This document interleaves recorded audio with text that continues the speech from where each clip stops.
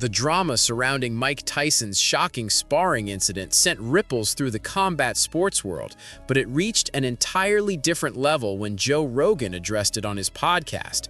What began as a quiet rumor from inside a Las Vegas gym quickly transformed into one of the most talked about moments in boxing circles. The idea alone sounded almost impossible to believe. A 59-year-old Tyson allegedly putting a professional fighter in the hospital during what was supposed to be a controlled training session. Yet the more details emerged, the more the story began to feel disturbingly plausible. For Rogan, the moment he heard the news, the reaction was immediate and explosive. This was not just another training accident or exaggerated gym story. To him, it was a chilling reminder that the same terrifying force that once dominated the heavyweight division still lived somewhere inside Tyson.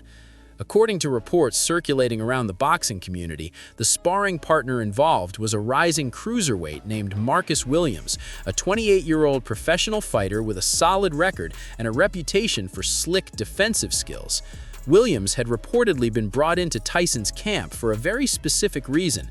His style mirrored the defensive shoulder roll technique famously perfected by Floyd Mayweather Jr. The plan was simple: simulate the kind of elusive, defensive movement that Tyson might encounter if a potential exhibition or crossover bout with Mayweather ever materialized. Williams was known for his ability to move laterally, roll with punches, and avoid direct exchanges, exactly the sort of puzzle Tyson would need to solve in training. But sparring with Tyson, even at nearly 60 years old, is never routine. Witnesses inside the gym claimed the incident unfolded during the third round of what had been an intense but controlled session. Tyson had been stalking forward, applying pressure the way he did decades earlier in his prime. Then, suddenly, in one explosive sequence, he unleashed a combination that seemed ripped straight out of his most brutal championship performances. First came a vicious left uppercut digging deep into the liver, the kind of punch that temporarily shuts down the body's nervous system. Before Williams could fully react, Tyson followed instantly with a crushing right hook to the temple.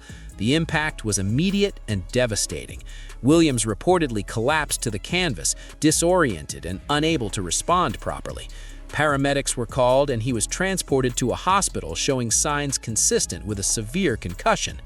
When Rogan heard the details, the implications struck him instantly. For years, people had debated whether Tyson's training videos were simply impressive-looking drills or proof that his legendary power remained real. According to Rogan's reaction, this sparring incident answered that question in the most dramatic way possible. Punching power, he explained, is often the final physical attribute to fade in combat athletes. Fighters may lose endurance, speed, and reflexes as they age, but true knockout power can linger far longer than most fans realize. If Tyson was still capable of generating enough force to hospitalize a professional fighter in his 20s, then the conversation about what he might still be capable of inside a ring suddenly changed entirely. Rogan's analysis quickly moved beyond the incident itself and into the deeper mechanics of Tyson's fighting style. Many casual fans remember Tyson primarily for his highlight reel knockouts, but Rogan emphasized that those knockouts rarely came from a single random punch. Tyson's offense was built around a carefully designed sequence. The attack usually began with devastating body shots aimed at the liver or ribs. Those punches forced opponents to lower their guard, even if only for a split second. In that brief window, Tyson would unleash the finishing blow to the head.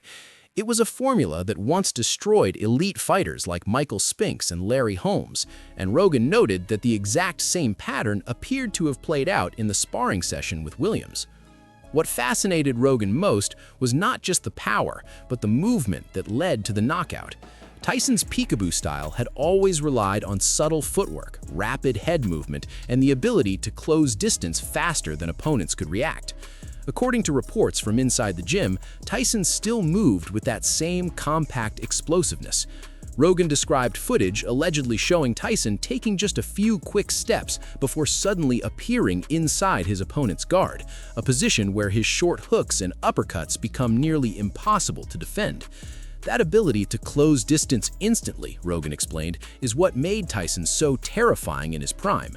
It eliminated the one advantage many fighters rely on against power punchers: space. The discussion then turned to Tyson's current training environment, which Rogan described as surprisingly modern and structured. Tyson has reportedly been working closely with renowned coach Rafael Cordero, whose conditioning systems are widely respected in mixed martial arts. Under Cordero's guidance, Tyson's camp has blended old-school boxing fundamentals with modern sports science. High-intensity interval training, explosive strength drills, and carefully designed recovery protocols are all part of the routine. According to sources familiar with the camp, Tyson begins his day before sunrise with a grueling run through the hills of Las Vegas. By mid-morning, he is already deep into pad work, drilling rapid combinations and practicing the same aggressive angles that once made him the most feared fighter on the planet. Rogan described the daily workload as something closer to a championship training camp than a casual comeback experiment. Hundreds of push-ups, dips, and core exercises build the rotational strength necessary for Tyson's devastating hooks.